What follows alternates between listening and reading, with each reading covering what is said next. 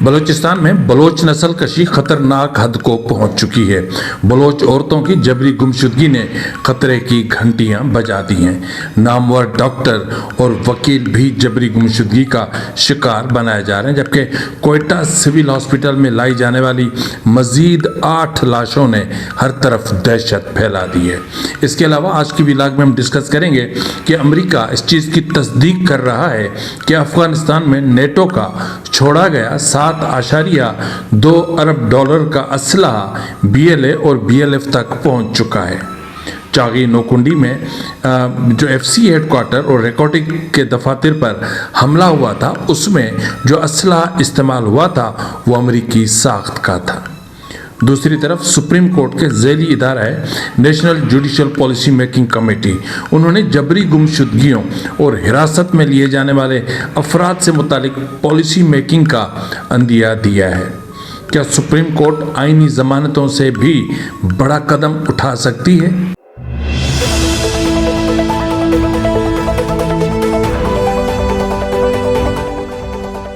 بسم اللہ الرحمن الرحیم۔ السلام علیکم ناظرین، یہ فروز NB نیوز، میں ہوں آپ کا میزبان نواز بھٹو ایک نئے ولاگ کے ساتھ۔ آپ سے وہی گزارش ہے کہ ابھی تک اگر آپ نے میرے چینل کو سبسکرائب نہیں کیا تو پلیز کر لیں، بیل آئکن ضرور پریس کریں اور لائک بھی کر دیا کریں، شیئر کرنا مت بھولیں اور مکمل ولاگ کو دیکھا کریں تاکہ میرے لیے واچ ٹائم میں کوئی اضافہ یا کوئی دشواری نہ آ سکے۔ اس وقت سب سے اہم معاملہ ہے پاکستان کے صوبے بالخصوص بلوچستان میں، جہاں پر ایک گھمسان کا رن پڑا ہوا ہے۔ وہاں سے جبری گمشدگیوں کا معاملہ انتہائی شدت اختیار کر چکا ہے، بالخصوص چاغی اور نوکنڈی میں حملوں کے بعد جو BLF نے حملے کیے تھے، اس کے بعد جبری گمشدگیوں میں حیران کن طور پر ایک بہت بڑا اضافہ دیکھا گیا ہے۔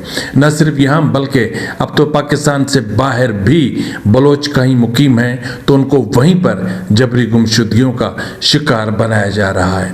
لیکن جبری گمشدگیاں بلوچستان کے حوالے سے کوئی نئی بات نہیں ہے۔ اس وقت تک ہزاروں بلوچ جبری گمشدگی کا شکار بن چکے ہیں، جبکہ ہزاروں کی تعداد میں لوگوں کو ماورائے عدالت قتل کیا جا چکا ہے۔ اس وقت بھی ہزاروں نوجوان، بالخصوص پڑھے لکھے نوجوان، جبری گمشدگی کا شکار ہیں اور آج تک ان کے حوالے سے کوئی پتہ نہیں چل رہا کہ وہ کہاں ہیں۔ نہ تو انہیں کسی عدالت میں پیش کیا جاتا ہے، نہ ہی ان کے خلاف کوئی عدالت جو ہے وہ جبری گمشدگیوں کی روک تھام کے حوالے سے کوئی اقدام کرا ہے۔ لیکن سپریم کورٹ کا ذیلی ادارہ ہے national judicial policy making committee, انہوں نے ملک میں شہریوں کی جبری گمشدگیوں کے مقدمات پر مؤثر ادارہ جاتی رد عمل اور گرفتار ملزم کو 24 گھنٹوں کے اندر متعلقہ میجسٹریٹ کی عدالت کے سامنے پیش نہ کرنے پر نیا میکانزم لانے کا فیصلہ کیا ہے۔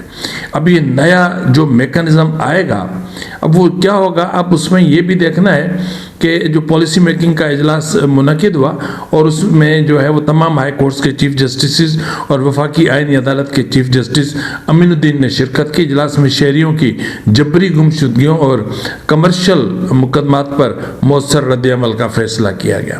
لیکن یہاں پر ایک چیز بہت حیران کن ہے کہ سپریم کورٹ کا اس طرح کا اجلاس کرنا اور اجلاس میں پھر اس طرح کی جیسی چیزوں پر ڈسکس کرنا اور پھر پالیسی میکنگ کی باتیں کرنا بے وقوفی سے کم تو نہیں ہے۔ سوچیں ذرا، بے وقوفی سے کہیں زیادہ ہے۔ کیا سپریم کورٹ جو پالیسی میکنگ چاہتا ہے، کیا وہ جو سیکیورٹی پرووائڈ کرے گا پاکستان کے شہریوں کو، کیا وہ آئین پاکستان کی سیکیورٹی سے زیادہ ہو سکتی ہیں؟ کیا آئین پاکستان کا جو چیپٹر نمبر 1 ہے، جو بنیادی انسانی حقوق سے متعلق ہے، جو پاکستان کے شہریوں سے متعلق ہے، کیا اس سے بڑھ کر کوئی اور سیکیورٹیز دی جا سکتی ہیں؟ ہر شہری اسی معاہدے کے تحت پابند ہے جو معاہدہ وہ پاکستان کے آئین کے ساتھ کرتا ہے جب وہ قومی شناختی کارڈ لیتا ہے یا پھر کوئی بھی ایسا دستاویز جو پاکستانی ریاست سے منسلک ہو، تو اس کے بعد پھر کون سی سیکیورٹیز چاہیے ہوتی ہیں؟ کیا سپریم کورٹ کے لیے ضروری نہیں تھا کہ وہ کہتا کہ جی اس حوالے سے، بنیادی انسانی حقوق کے حوالے سے ادارے اپنا کام کریں اور اداروں کو چاہیے کہ وہ عمل درآمد کو یقینی بنائیں اور اداروں کو انڈر پریشر لانے کی بجائے اور جو موجود آئینی جو دفعات ہیں ان پر عمل درآمد کی بجائے پھر نئے تماشے کھڑے کیے جا رہے ہیں और यही तमाशे बहुत ही भयानक होते हैं। तो बहरहाल अब देखना ये है कि सुप्रीम कोर्ट का जो मैकेनिज्म होगा वो कितना बड़ा और कितना खतरनाक हो सकता है। नाज़रीन, इससे पहले कि मैं आपको बताऊं कि अमेरिका किस तरह की तस्दीक कर रहा है, लेकिन इस वक्त जो बलूचिस्तान का खतरनाक तरीन मसला है वो अपनी जगह पर मौजूद है। यानी बलोच नस्ल कशी आप अपनी आखिरी हदों को छू रही है। लेकिन पिछले कुछ दिनों से, यानी इसी साल से हम देख रहे हैं कि बलोच ख़वातीन को जबरी तौर पर गुमशुदगी का निशाना बनाया जा रहा है। लेकिन अनफॉर्चुनेटली इस पर बलोच का जो रिस्पॉन्ड करना है वो बहुत ही तशवीशनाक है। जब भी किसी बलोच औरत को जबरी गुमशुदगी का निशाना बनाया जाता है तो बलोच सो जाता है। जब भी बलोचों के हकूक़ की जंग लड़ने वाली डॉक्टर महरंग बलोच, बीबो बलोच, गुलजादी बलोच को उठाकर पाबंद सलासल कर दिया जाता है तो बलोच सो रहा होता है, या तो बलोच ज़मीर सो रहा होता है। अपने नंगो नामूस की बातें करने वाला बलोच सो रहा होता है। गैरत की बातें करने वाला बलोच सो रहा होता है। इस वक्त भी गुज़िश्ता शब मैंने अपने थंबनेल में तो ये चीज़ दी थी, लेकिन तफसीलात दी थी, कुछ तफसीलात दी थी, लेकिन अपने प्रोग्राम में शामिल नहीं हो सकी थी कि ज़हरी की हैं फरजाना ज़हरी बिनते मोहम्मद बख्श ज़हरी, जिनको 1 दिसंबर 2025 को जबरी तौर पर गुमशुदगी का निशाना बनाया गया था। उनका अभी तक कोई ठिकाना मालूम नहीं हो सका है। फरजाना ज़हरी का जो मुतासरा ख़ानदान है वो हाल ही में ज़हरी में जो रियासती जबर व बर्बरियत का एक वहाँ पर एक सिलसिला चल रहा है उससे तंग होकर नकल मकानी करके खुशदार मुंतकिल हुए थे। ताहम उसके बावजूद उन्हें जबरी गुमशुदगी का निशाना बनाया गया। इस साल के शुरू में महाजबीन बलोच को आपने देखा होगा कि 29 मई 2025 को कोयटा से जबरी तौर पर लापता किया गया और उन्हें जबरी गुमशुदगी का निशाना बनाया गया। फिर आपने देखा कि नसरीना बलोच को 22 नवंबर को हब चौकी से लापता किया गया और फिर उन्हें जबरी गुमशुदगी का शिकार बनाया गया। और फिर रहीमा बलोच को सिक्योरिटी फोर्सेज ने 9 दिसंबर 2025 को दालबंदीन से जबरी तौर पर लापता कर दिया था, जिसके बाद से लेकर इस वक्त तक उसका कोई पता नहीं है। बलोच औरतें जिस अंदाज में जबरी गुमशुदगी का निशाना बन रही हैं ये बहुत ही तशवीशनाक अमल है। और बिलखुसूस चागी नौकुंडी के हमलों के बाद से ये जो गुमशुदगियों का सिलसिला चल रहा है ये इंतहा से ज़्यादा तशवीशनाक है। इसके अलावा अगर हम देखें तो जो ख़तरनाक सिचुएशन बन रही है वो कोयटा में दगाड़ी में पाकिस्तानी फोर्सेस और मुसल्लह अफराद के दरमियान ख़तरनाक किस्म की झड़पों का सिलसिला जारी है, जिस वक्त मैं व्लॉग कर रहा हूँ। और दो तरफा फायरिंग में शदीद नुकसानात की इतलात भी मौसूल हो रही हैं।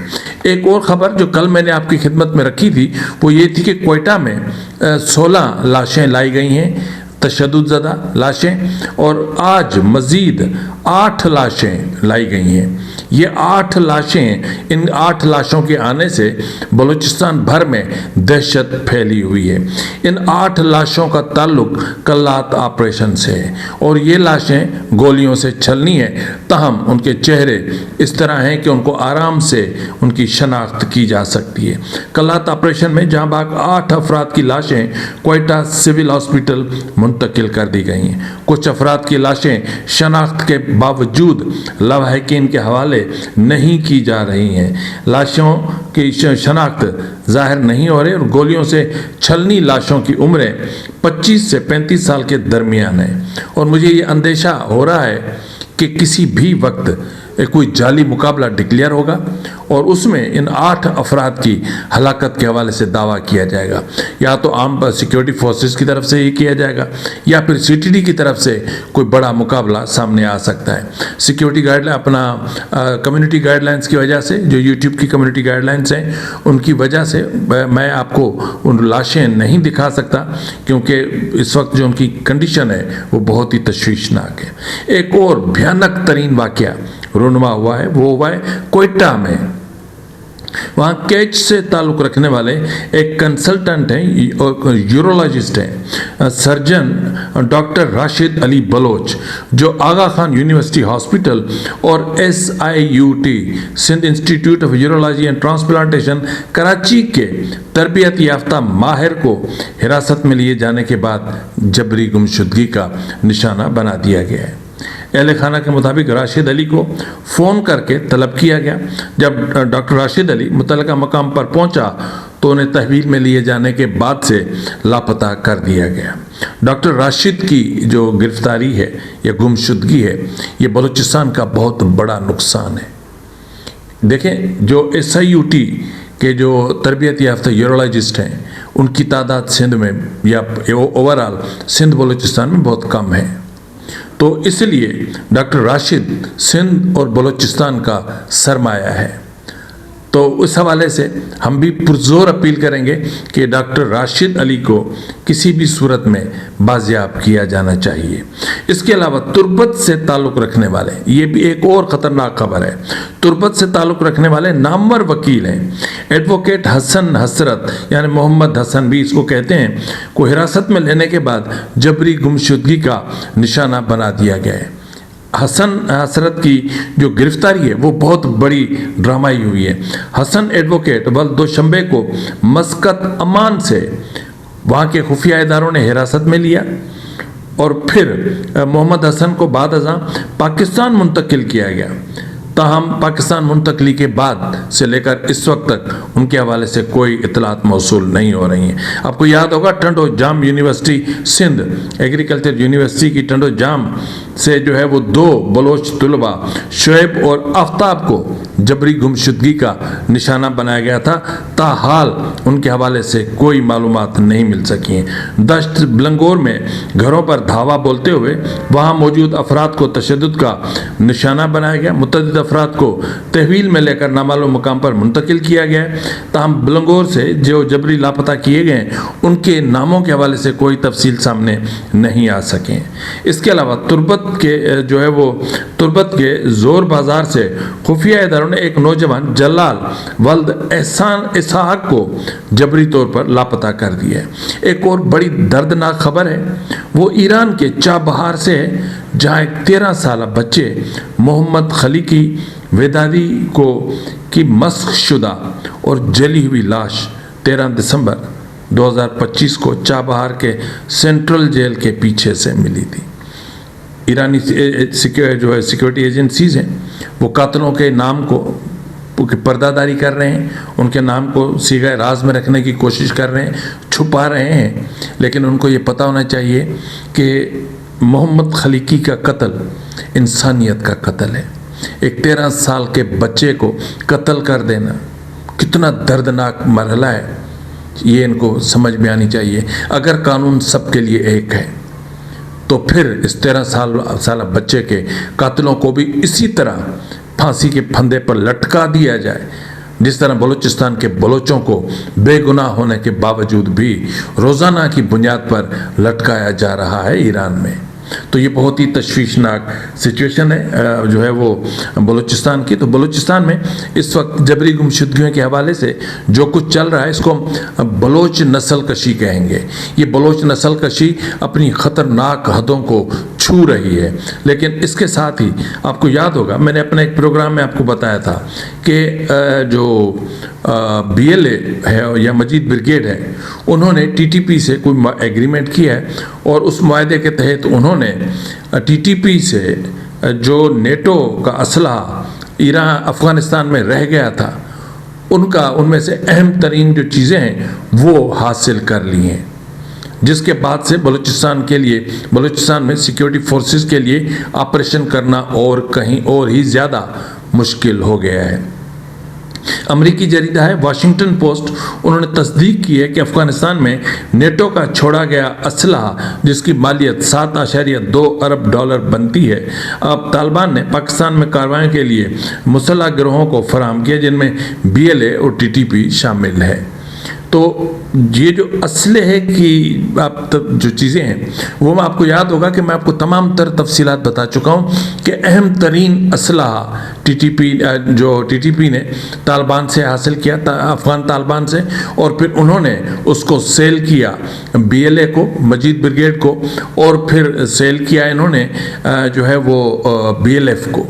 اور یہ بھی مجھے اطلاعات موصول ہو رہی ہیں کہ چاغی نوکنڈی ریکارڈنگ کی سائٹ آفس پر جو اٹیک ہوا تھا، اس کو جو ہائی جیک کیا گیا تھا، 36 گھنٹے تک جو ایک جنگ چلی تھی، اس میں جو 6 BLF کے سرمچار جان کی بازی ہار گئے تھے، ان سے جو اسلحہ ملا تھا وہ امریکی ساخت کا تھا۔ اور بیچ میں یہ بھی جو ہے وہ جو جعفر ایکسپریس کے معاملے کے دوران جو چیزیں ہوئی تھیں، ان میں جو اسلحہ BLA کے سرمچاروں سے جو اسلحہ ملا تھا وہ بھی وہی نیٹو کا اسلحہ تھا جو امریکہ میں چھوڑ کر بھاگے تھے۔ یہ جو اسلحہ ہے یہ میں آپ کو بتا دوں کہ یہ بہت ہی خطرناک ترین اسلحہ ہے۔ اس میں اینٹی ڈرون ٹیکنالوجی موجود ہے، اور AI جیمرز موجود ہیں، اور اینٹی ڈرون سسٹم موجود ہیں، ان میں تھرمل ٹیکنالوجی موجود ہے، ان میں آرٹیفیشل انٹیلیجنس کے ذریعے بھی کاروائیاں کی جا سکتی ہیں، اور ڈرون کو آرٹیفیشل انٹیلیجنس کے ذریعے ٹارگیٹڈ کاروائیوں کے لیے استعمال بھی کیا جا سکتا ہے، بالخصوص کوڈ کاپٹرز کو جو BLA نے، مجید بریگیڈ نے، BLF نے حاصل کر لیے ہیں۔ تو یہ جو سچویشن کریٹ ہوئی ہے، اس کے بعد میں سمجھتا ہوں کہ بلوچستان میں ریاست کے لیے آپریشن کرنا کہیں زیادہ مشکل ہو چکا ہے۔ اور پچھلے کچھ دنوں سے یہ جو آپ تھوڑی سی خاموشی دیکھ رہے ہیں نا، یہ خاموشی نہیں ہے، یہ کسی بڑے طوفان کی آمد کا پیش خیمہ ہے کہ آنے والے کچھ دنوں میں بہت کچھ ہونے جا رہا ہے۔ جس طرح میں آپ کو بتا چکا ہوں کہ کوئٹہ میں بلدیاتی انتخابات بھی ہونے جا رہے ہیں، اس کے حوالے سے بھی بہت سارے خطرات سر پہ منڈلا رہے ہیں، اور بھی بہت ساری چیزیں ہیں جو ہونے جا رہی ہیں۔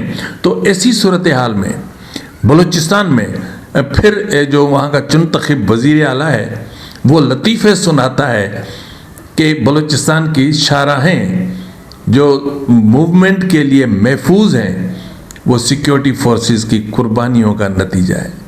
اور اللہ کے بندے، سورج ڈھلنے سے پہلے ہی پورا بلوچستان پورے پاکستان سے کٹ جاتا ہے، شاہراہیں بند ہو جاتی ہیں، راستے سنسان ہو جاتے ہیں۔ رات کو تو چھوڑیں، دن میں بھی کوئی حکومتی اہلکار، کوئی وزیر، کوئی مشیر، کوئی چمچہ، کوئی کڑچھا سڑک پر نہیں نکل سکتا۔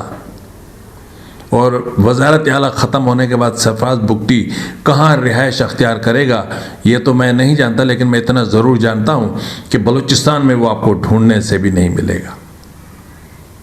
تو جو کچھ سچویشن بلوچستان میں کریٹ ہو رہی ہے، اس سچویشن میں آپریشن کرنا ریاستی اداروں کے لیے بہت ہی مشکل نہیں بلکہ اب ناممکن ہوتا جا رہا ہے، کیونکہ جنگجوؤں کے پاس، آزادی پسندوں کے پاس بھی وہی سیم ٹیکنالوجی ہوگی، اور ریاستی یعنی سیکیورٹی فورسز کے پاس بھی وہی ٹیکنالوجی ہوگی، چاہے دن ہو، چاہے رات ہو، چاہے زمین ہو، چاہے فضا ہو۔ تو ایسی صورتحال میں اب جو جنگ ہوگی وہ بہت خطرناک ہوگی، بہت مشکل جنگ ہوگی۔ فی الوقت کے لیے اتنا ہی، ملتے اگلے پروگرام میں، تب تک اجازت دیجیے، فی امان اللہ۔